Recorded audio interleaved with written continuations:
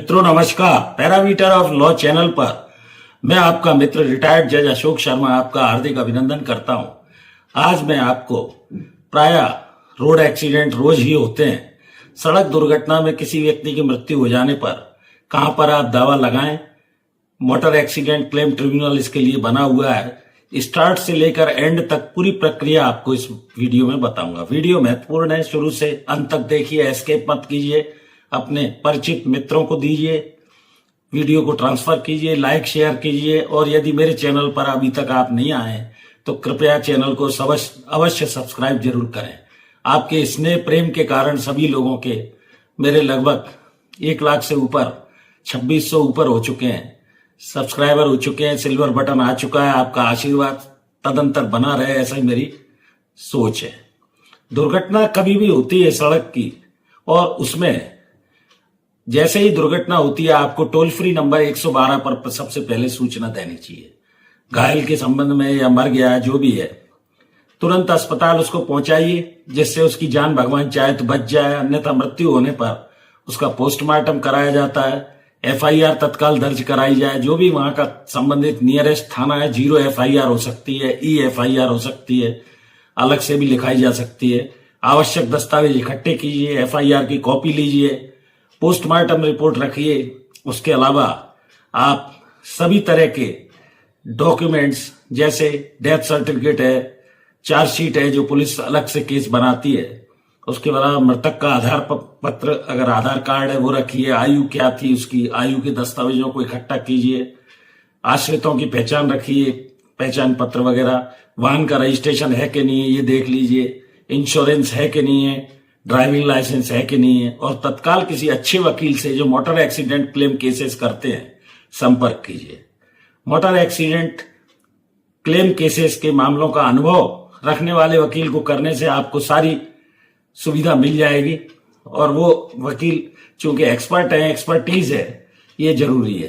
Claim petition आप न्यायालय में मोटर एक्सीडेंट क्लेम का करीब करीब सभी जिलों में आजकल मौजूद है, वह आप पिटीशन तैयार कराइए, उसे फाइल कीजिए। दुर्घटना का जिसमें पूरा विवरण दिया जाए, मृतक की क्या आयु थी, कितना वो जिंदा रहता, उस समय कितनी उम्र थी, आश्रितों का विवरण, उसके ऊपर कौन कौन लोग आश्रित थे, मुआवजे की मांग कितनी आपकी मुआवजे की राशि बनती है, सभी दस्तावेजों को संलग्न करें, दावे को बढ़िया से पढ़ लें, उस पर हस्ताक्षर करें और न्यायालय में प्रस्तुत करें। वकील साहब पेश करेंगे। मोटर एक्सीडेंट क्लेम ट्रिब्यूनल में दावा दाखिल होने पर संबंधित अधिकरण क्लेम पिटीशन को रजिस्टर करते हैं और विपक्षी को, जो भी आपके ड्राइवर हो, मालिक हो, इंश्योरेंस कंपनी हो, नोटिस जारी करते हैं।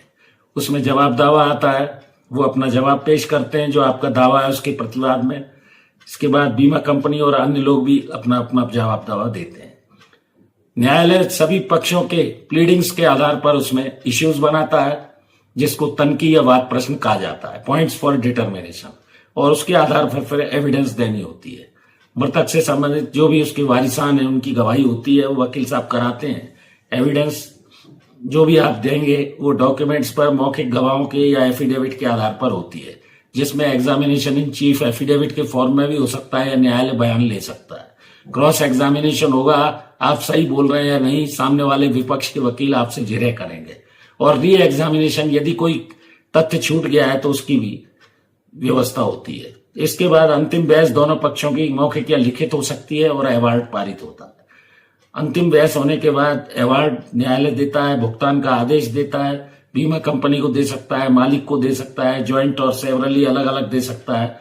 निर्धारित समय के भीतर वो कंपनसेशन की राशि उस व्यक्ति को न्यायालय में जमा करनी होती है, और इस तरह वो जो राशि है वो दुर्घटना होने के 3 साल के अंदर तक आप दावा लगा सकते हैं। ये लिमिटेशन पीरियड है, आपको मिल जाएगी, आपके आश्रितों को मिल जाएगी। हाथ पैर कटा है तो भी, हाथ पैर एक्सीडेंट में टूटा है तो भी, और मर गया है तो मृतक के जो भी वैधानिक आश्रित हैं उनको मिलेगी।